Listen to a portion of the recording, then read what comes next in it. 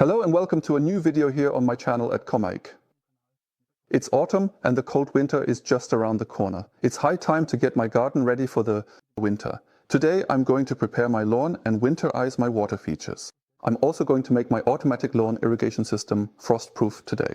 Want to know what you need to pay attention to? Then stay tuned, we're about to get started. Every year, just like this year, I prepare my garden for winter in addition to many other tasks. I also have to get my lawn, my water features, and of course my lawn irrigation system ready for the cold temperatures. I've included a timeline for this video down below.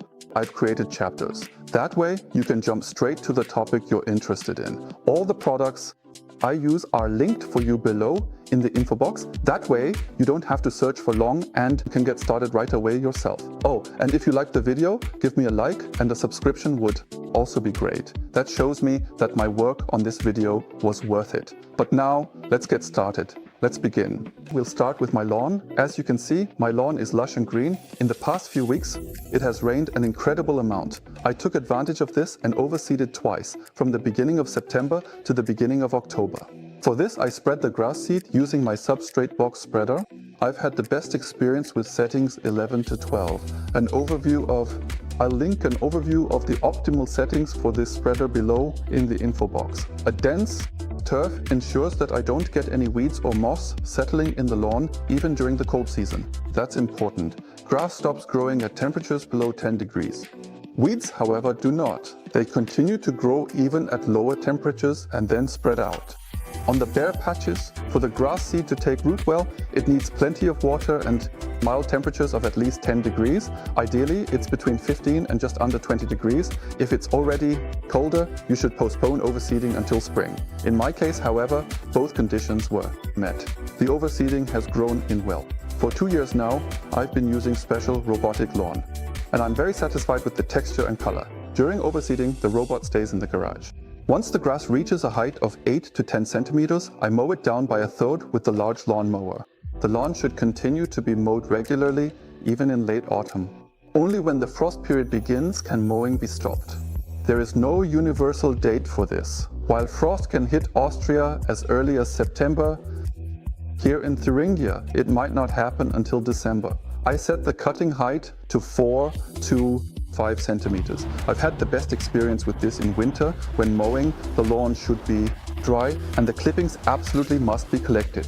If the mulch remains on the ground, lying there, it encourages the growth of fungi and moss. If the lawn is dry but the soil is soft and soaked from autumn weather, you should avoid using the lawnmower's wheel drive. Too often, the wheels spin when starting up, and this creates bare patches in the lawn again. Leaves and foliage absolutely must be removed from the lawn to prevent the formation of fungi and diseases. I collect the leaves while mowing with my lawnmower. The leaves are shredded in the process and then decompose a bit faster later on the compost heap. If you collect the leaves with a rake, you should be careful not to damage the turf, not to tear up the turf too much. If your lawn is very mossy, it's a good idea to scarify it already in the fall. Lime application on the lawn also helps against excessive moss growth. Personally, I haven't had good experiences with that. I do aerating and scarifying in the spring when the new season begins. One more thing, a healthy lawn can also handle very deep temperatures without any problems, at least as long as the blades of the plants are not pinched or broken. Therefore, walking on the lawn when it's frosty is an absolute no-go. Fertilizing the lawn should not be done too late. The lawn needs some time to absorb the nutrients. If it gets too cold, this no longer works. For me, the optimal time has proven to be September to October. In spring and summer, nitrogen-rich fertilizers are recommended. Nitrogen promotes plant growth, but in winter, the plant shouldn't grow. It should become robust through the fertilizer and thus gain protection against diseases and frost. For this, you need a fertilizer with a high potassium content. Potassium strengthens the plant and makes it robust against frost. I apply about 25 grams per square meter to my lawn. For this, I use my drop spreader again. The recommended setting is 3. You can find the link to the overview of all settings as well as the suitable products below in the info box. After fertilizing, you need to water thoroughly. The fertilizer should dissolve quickly and not remain on the lawn for too long. That can also cause damage. So far, I've been lucky that the regular and heavy rain has dissolved the fertilizer. If it doesn't rain, I turn on my lawn irrigation system. That wraps up my tips for lawn care before winter.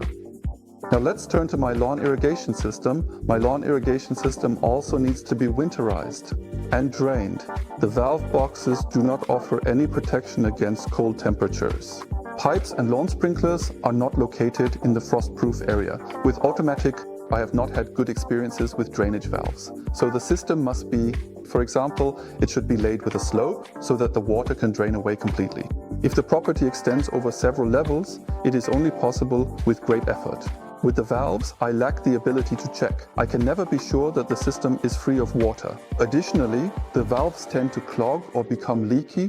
Therefore, I prefer to drain my lawn irrigation system using compressed air.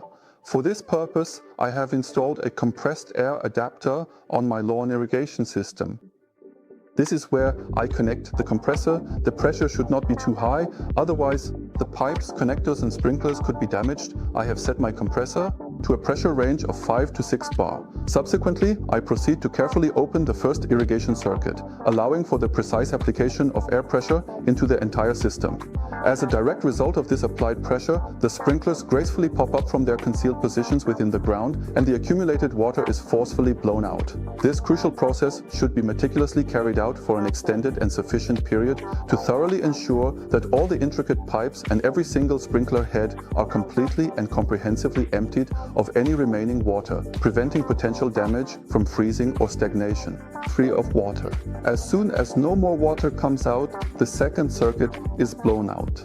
For this, I first release the pressure from the system and close the first circuit. Then I open the second circuit and apply pressure to the system again. In this way, all water circuits are blown out one after the other.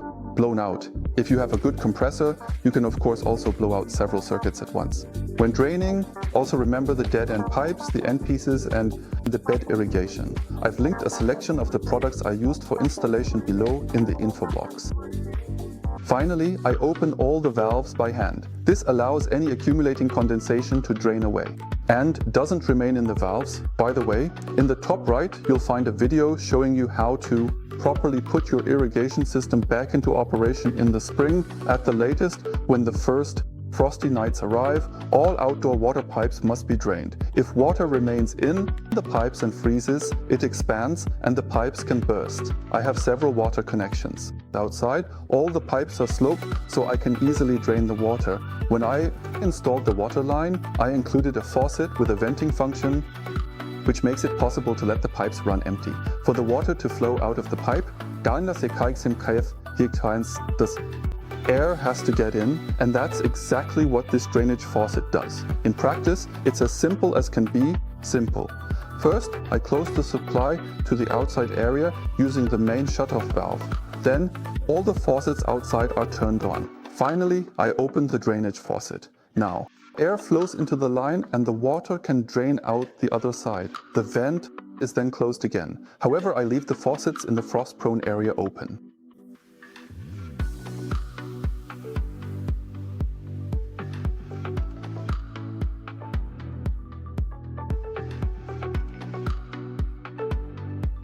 All in all, I plan about half a day of work for these tasks, except for reseeding the lawn. I'll be done with my work in one weekend and can focus on my plants. They also need to be prepared for winter. I'm looking forward to your suggestions and tips. How do you prepare your garden for winter? Let me know in the comments. Give me a like if you enjoyed the video and subscribe to my channel. That way, you won't miss any of my new videos. Feel free to take a look at the info box below. In addition to other interesting links, I've also included the product list for the video there. I want to thank you for watching and I look forward to next time. Bye.